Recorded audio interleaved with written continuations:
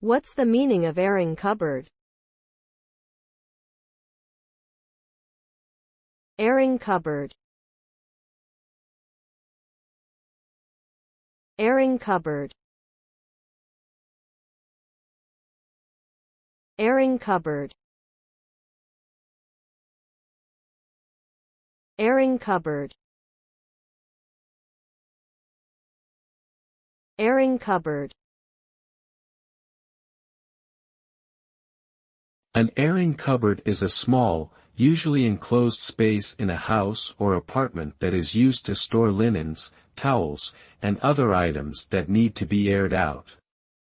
It is typically located near the bathroom or bedroom, and has slatted shelves that allow air to circulate around the stored items. The purpose of an airing cupboard is to provide a warm, dry space where damp or wet items can be placed to dry quickly and without developing mold or mildew. They are a common feature in many homes in colder climates where central heating systems are used.